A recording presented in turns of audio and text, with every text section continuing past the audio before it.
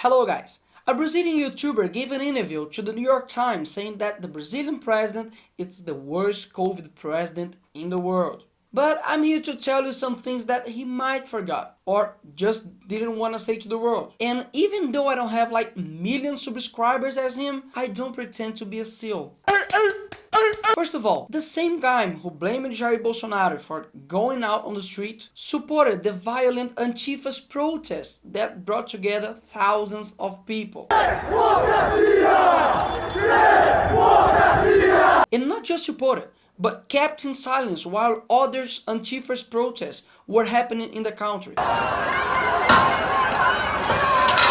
But obviously, in this protest, the COVID wasn't spread. It only occurs when the president goes to the street. The president can't go for a walk, but Antifas can. Break the rule of stay at home, break glass, put fire on the city, punch the oppositors, and that's okay. We have a word for this here in Brazil. It's called hypocrisy. Since the beginning, our president, Jair Bolsonaro, defended that COVID kills, but hunger and unemployment as well. Sempre afirmei que tínhamos dois problemas a resolver: o vírus e o desemprego. O desemprego também leva à pobreza, à fome, à miséria, enfim, à própria morte. And according to UN, coronavirus crisis could double the number of people suffering due to hunger. Now we see that he's not wrong about worrying about it. And no, Jair Bolsonaro didn't go out calling for military intervention. Who can prove it? Oh, let's hear him. Cadê o AI-5? Acabou com o AI-5,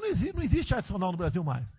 É uma besteira. Fecha o Supremo e o... Não sei essa conversa fechar. Aqui não tem fechar nada, dá licença aí. Aqui é democracia. Aqui é respeito à Constituição brasileira. Supremo aberto. Transparente, Congresso aberto, transparente. He puts the blame on our president for asking the health authorities to forcibly change the official medicine leaflet to include coronavirus as a prescribed use case. So, if there is one medicine that cuts death rate, he must take care of his population. What I see here is that the YouTuber is not concerned with the good intention of the president, which obviously is taking care of someone who is hopeless, because if there is the minimum chance of the medicine works, it can save lives. And when you see the video, you think that this is the only thing that President Jair Bolsonaro did. But no, look what he did. He gave emergency aid of 600 reais for more than 60 million people, 6,500 respirators delivered in all regions of the country, 9.2 thousand hospital beds, 163 million protective equipment for health system, and plus 1 million Brazilians was recovered from COVID, and 45 million COVID research projects. When Jair said that was easy to implement a dictatorship in Brazil, he was referring to the governors of Brazil who are arresting people for walking on the beach. E no recreio, mano, não pode nem dar rolê mais no...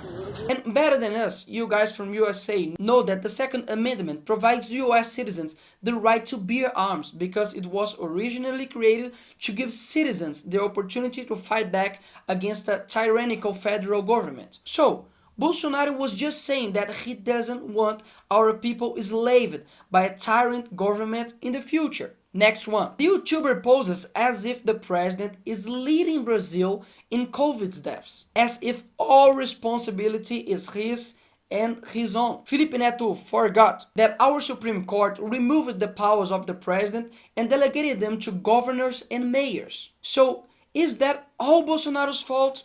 I don't think so.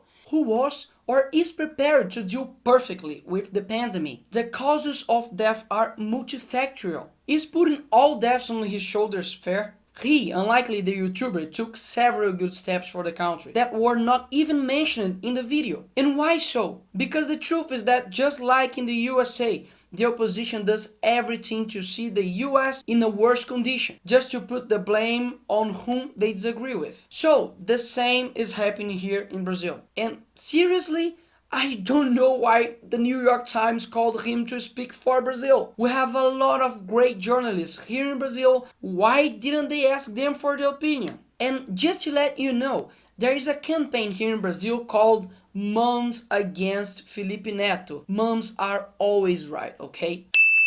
This is the guy that you are giving relevance for his political opinion.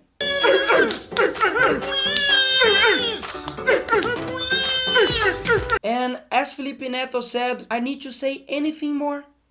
That's all, folks.